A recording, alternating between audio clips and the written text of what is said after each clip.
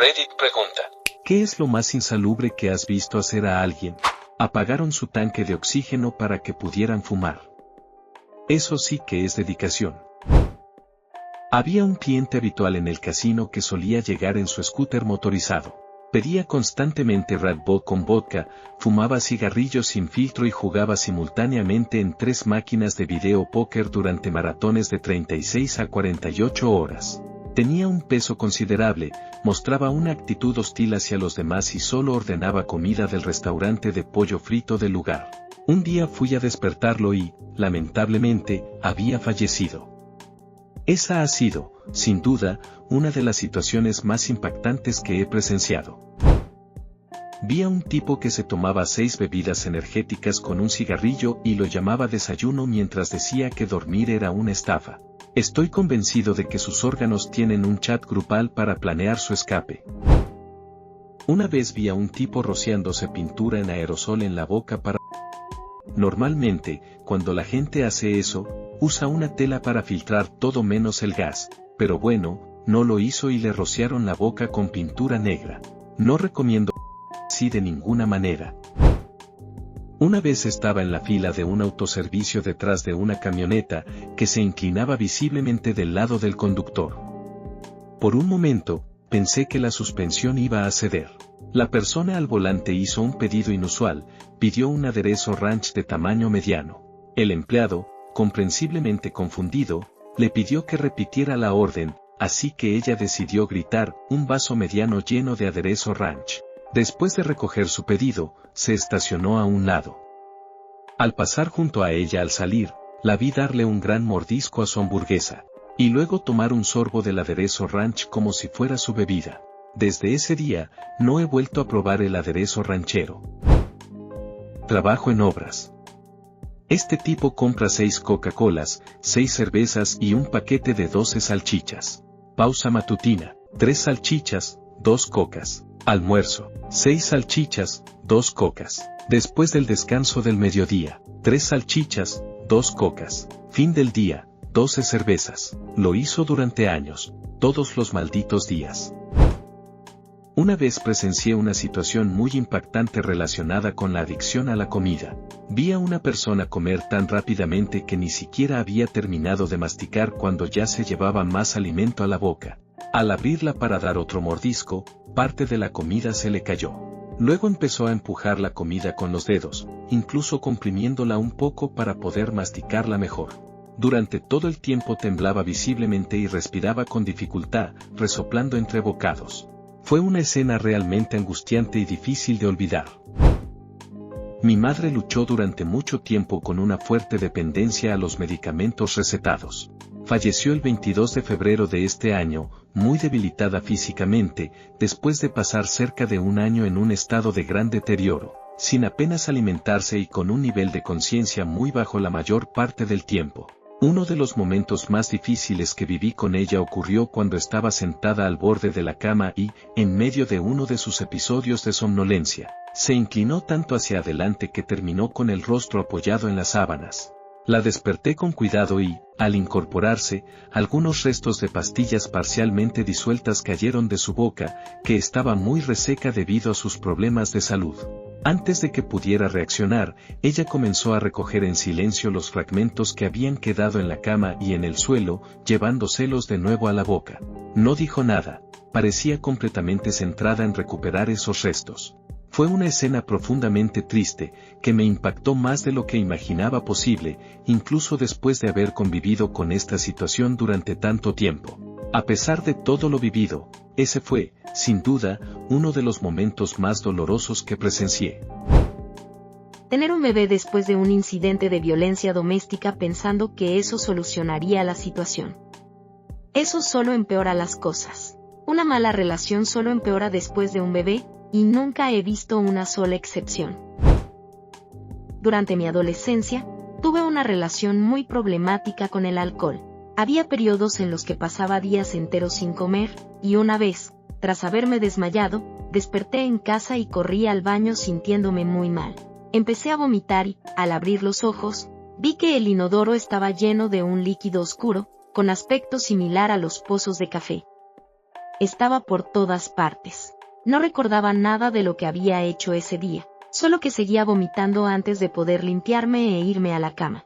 Esto se repitió varias veces durante los 6 meses siguientes, mientras seguía bebiendo.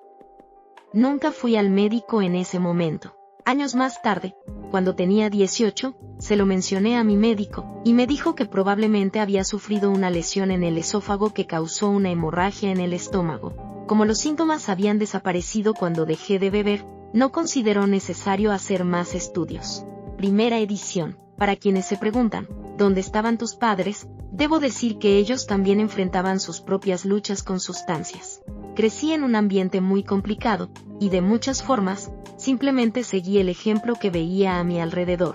Segunda edición. A medida que más personas leen esto, quiero agradecer de corazón las palabras amables.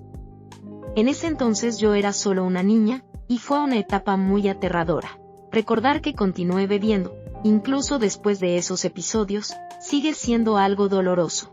Hoy, como madre, veo con claridad lo pequeña y vulnerable que era. Ningún niño de entre 12 y 17 años debería atravesar situaciones tan peligrosas como las que viví. Estoy profundamente agradecida por haber tenido la oportunidad de salir adelante, y deseo que cada niño que esté caminando solo por el mundo encuentre la seguridad y la esperanza que yo, con el tiempo, logré encontrar. Mientras hacía una parada para almorzar en el estacionamiento de un Walmart en el área de Ft. Lauderdale, durante un viaje por carretera hacia los Cayos de Florida, presencié una escena que me dejó muy desconcertado. Vi a un hombre salir de la tienda y dirigirse hacia una franja de arbustos, de unos 4.5 metros de ancho, que separaba el estacionamiento de la calle principal. Desde donde estaba, observé que sacó una lata de aire comprimido de su bolsa y comenzó a inhalarla. Al poco tiempo, parecía tan desorientado que tropezó y cayó dentro del arbusto, fuera de mi vista. Me quedé en el auto, preguntándome si debía acercarme para ver si estaba bien o si lo más prudente sería llamar al 911. Pasaron unos 5 minutos hasta que volvió a levantarse. Miró alrededor, sacó lo que parecía un chaleco de Walmart de su bolsa y, aparentemente, regresó a su trabajo. Dejó una bolsa de chicharrones y una botella de Pepsi de 2 litros en la mesita de noche para que sus hijos pequeños no la despertaran para comer por las mañanas. Y me sermoneó sobre trabajar, en lugar de cobrar la asistencia social y quedarme en casa con mis hijos adolescentes después de que murió su padre. Lo que estoy haciendo ahora mismo es quedarme en la cama todo el día navegando en Reddit. Mi padre llevó una vida muy poco saludable durante casi 30 años. Fumaba entre 4 y 10 paquetes de cigarrillos al día, bebía una caja de cervezas de 12 unidades, y su dieta se basaba principalmente en comida rápida y alimentos procesados como las salchichas. Dormía solo unas 4 horas por noche y, según él, mantuvo relaciones con 14 mujeres de la profesión más antigua del mundo. Sin embargo, después de una segunda experiencia cercana a la muerte, decidió dejar de fumar y beber. Aunque el tema de las redujo un poco con el tiempo, en la década de 2010, aún mantenía relaciones con 3 o 4 mujeres, dependiendo de sus relaciones personales. También enfrentó cáncer de piel recurrente durante 23 años y pasó 3 años en prisión, lo que efectivamente le hizo dejar el alcohol, aunque un amigo le proporcionaba dinero para comprar cigarrillos. Ahora, a pesar de todo esto, parece que está acercándose a una vida más promedio. Esto me hace pensar, ¿cuánto habría vivido si no hubiera pasado esos 30 años al borde de con sus hábitos destructivos? Y por si fuera poco, es completamente anti María Juana. Despidió a su empleada doméstica al creer que tenía un vaporizador de María Juana, aunque tras investigar, Google aclaró que era un vaporizador de... Estaba en un callejón de una zona peligrosa de la ciudad con algunos amigos, grabando una escena para un proyecto de video, cuando vi a un hombre, probablemente de mi edad, que avanzaba lentamente por la pared. Parecía estar buscando algo y, al acercarse a una aguja usada, la recogió. Sin dudarlo, la inyectó en su brazo y apretó el émbolo, aparentemente tratando de sacar la última pequeña cantidad de sustancia que quedaba. Fue una escena realmente difícil de presenciar y, sin duda, es uno de los momentos más tristes que he vivido. Durante mi tiempo trabajando en Starbucks mientras estaba en la universidad, había una mujer que pasaba por el autoservicio todas las mañanas, de lunes a viernes. Su orden siempre era la misma: un venti con 6 disparos de moca de chocolate blanco, 11 bombas de almíbar, leche entera, el interior de la taza cubierto con salsa de caramelo y crema batida. Cuando lo calculamos, creímos que su bebida rondaba las 1500 calorías.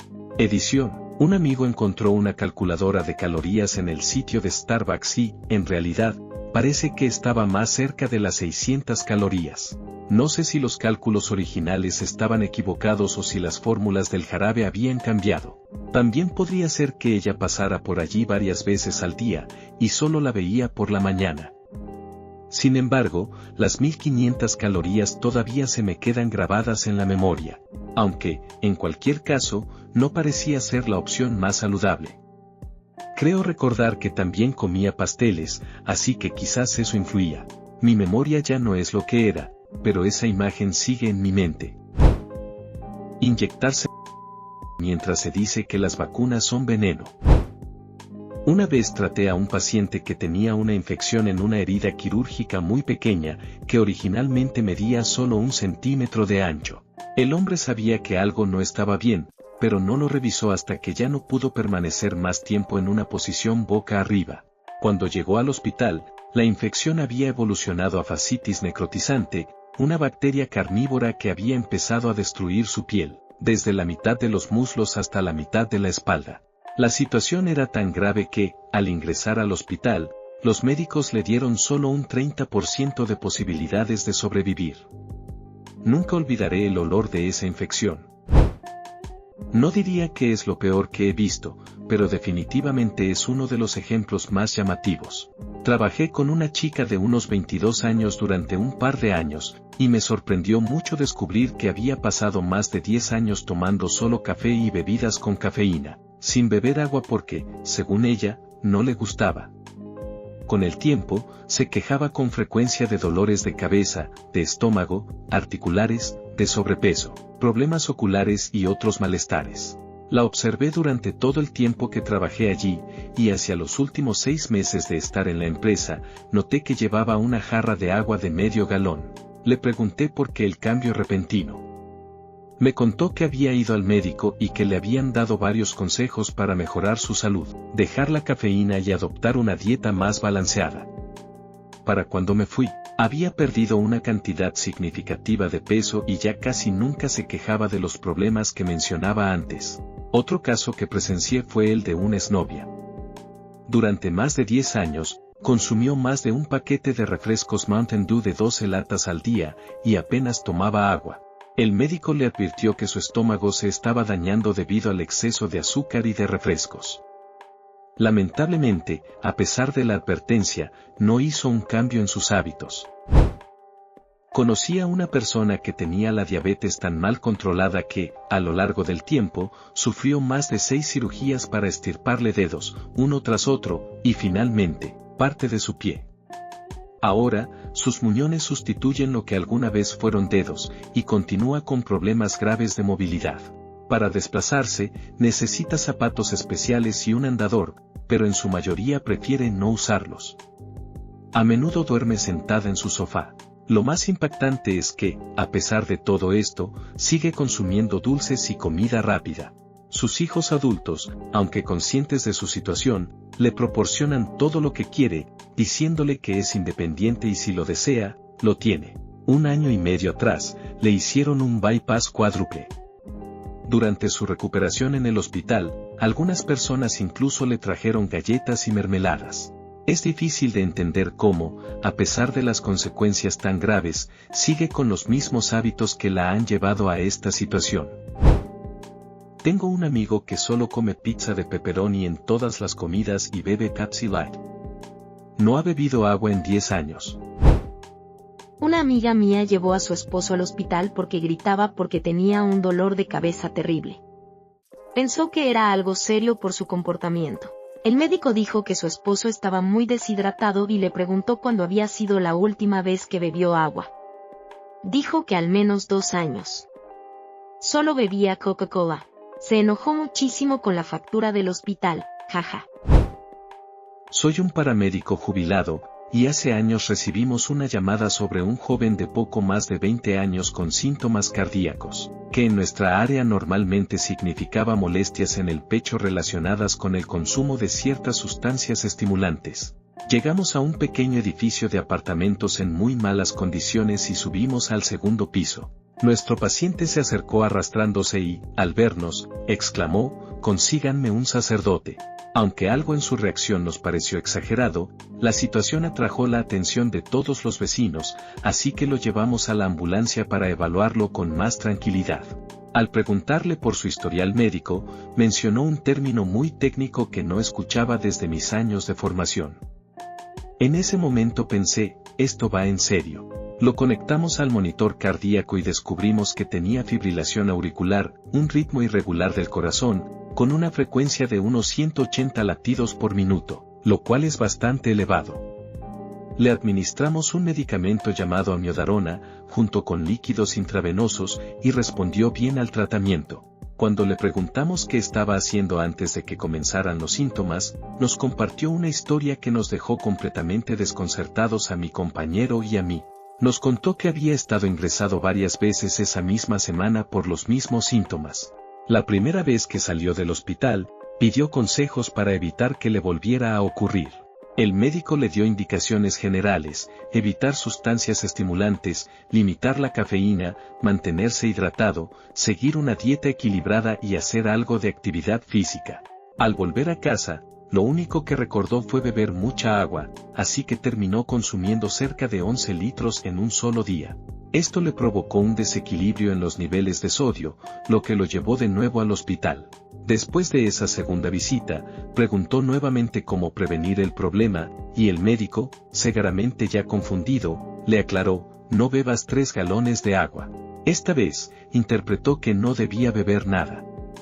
2 días después, volvimos a atenderlo, ya que no había ingerido líquidos desde su alta. Lo llevamos al mismo hospital por tercera vez. La enfermera de triaje, al verlo, se acercó rápidamente y nos preguntó qué lo traía esta vez. Aunque parecía sorprendida, no parecía del todo desconcertada al escuchar la razón. Un excompañero de trabajo haría que su camarero saliera corriendo y le soplara el interruptor de encendido para poder conducir a casa. Que les den a los dos. En el instituto, un chaval echaba disolvente de pintura en una lata vacía de tabaco de mascar y lo inhalaba con la fuerza de 3 Kerbis. Lo fumaba durante 1 hora seguida durante días en clase, así que quién sabe qué hizo esa porquería. Una vez fui testigo de algo que nunca olvidaré. Un hombre de unos 70 años cayó aproximadamente 43 metros por un acantilado mientras escalaba con 2 personas sin experiencia previa.